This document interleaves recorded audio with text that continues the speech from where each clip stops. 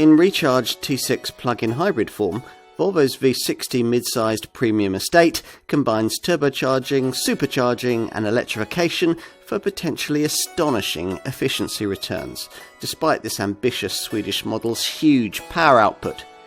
There's a significant price to pay for this technology, and you'll need to tailor your motoring life to suit what this car can offer, but if you can deal with these caveats, then this is a potentially very likeable package.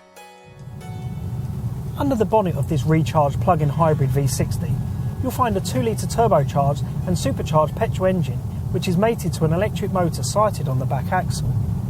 For this recharged T6 variant, the only one available on the V60, the engine's output is 253 horsepower, while the electric motor contributes a further 145 horsepower. The whole setup is aided by a 25 brake horsepower starter motor generator that pitches in from time to time to smooth any gaps in torque delivery between the two main power sources, the engine and the electric motor. It's all enough to deliver a set of stats that's rather hard to get your head around. That big combined power output, close to 400 horsepower, offsets the extra weight of all those mechanicals. So, 62 miles an hour from rest can be dispatched in just 5.2 seconds, though top speed, as with all current Volvos, is limited to 112 miles an hour. Alongside all of this is the potential for the kind of fuel and CO2 readings that theoretically could equal those of a frugal Super Mini. Which of those two extremes you reach in a recharged V60 plug-in model will depend on your choice between the 5 drive settings that owners of all Volvo plug-in hybrid models are offered. Ultimate speed is delivered by a power mode that sees both petrol and electric units permanently working together. Alternatively, there are 4 other drive choices. A hybrid setting that sees 2 engines cutting in and out as necessary, an all-wheel drive mode that gives you permanent 4x4 traction, plus a pure electric setting that only uses the battery power and is EAER rated to take you up to 54.1 miles, more than most people's daily commuting distance, on a single charge. There's even a save option so that on longer trips you can hold the charge until you get to the city driving you might have to do at the end of a journey.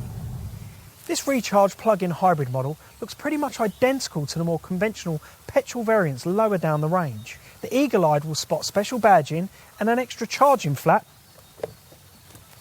but that's about it. The original V60 model was quite a departure from the conventional boxy Volvo station wagon shape, and this Mark II model continues that trend. To look at, it's very much like the larger V90 estate model that shares its sophisticated SPA architecture. There's some design inspiration from the XC60 mid-size SUV in places too. Inside, it's much more borrowed from those V90 and XC60 models, the interior boasting Volvo's current pared-back interior design language with a 9.3-inch portrait-orientated touchscreen infotainment system. Plus, there's a digital instrument panel with virtual dials separated by a customisable central space that can display a navigational map, trip computer info, or your chosen phone or media settings.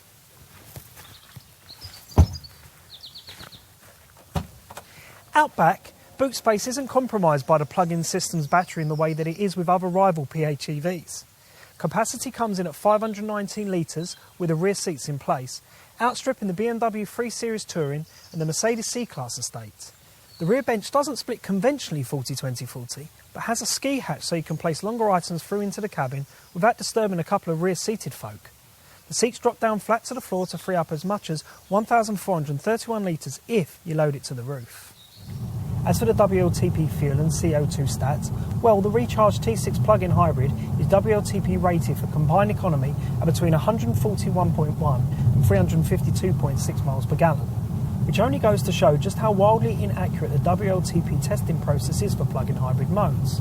In reality, if you expect the kind of economy returns you might have expected from a frugally driven version of the old V60 D4 diesel, you won't be too far out. Of more use is the officially quoted WLTP CO2 return between 18 and 46 grams per kilometre. The lower figure is what your benefit in kind taxation will be based upon, which is why the V60 Recharged T6 has a BIK rating of 8%. Compare that to the 33% of an equivalent B4 conventional petrol variant. As with any plug-in hybrid, there's little point in purchase unless you establish a regular recharging regime for the battery pack, which in this case is 11.6 kilowatts per hour in size. customers will be able to buy a wall box from Volvo that will charge their cars on a 16 amp power in about 2.5 hours. If you're out and about and you find a 10 amp public charging point, the charging time will be slightly longer, 3.5 hours, while connecting up to a normal domestic 3-pin 6 amp supply will take 6 hours. The sort of buyer likely to be considering an upper spec V60 diesel model is, we think, likely to be sorely tempted by this plug-in hybrid version. And with any PHEV, the combination of low taxation and a potential of virtually fuel-free commuting mileage is a tempting one. And when you match it to all this car's cool Scandinavian vibe, the resulting package feels very complete. On the other hand, the asking figures are substantial, and in an era where government assistance is absent, you'd have to be very sold on the plug-in remit here to opt for this recharge model. After all, if you merely want your premium-sized Volvo estate to be in some way electrified, the brand now offers very acceptable mild hybrid petrol versions of this car lower down the range. We think those B3 and B4 variants might be a better pick for most customers, but if you have to have this technology superiority in your V60, only the recharge variants offer it.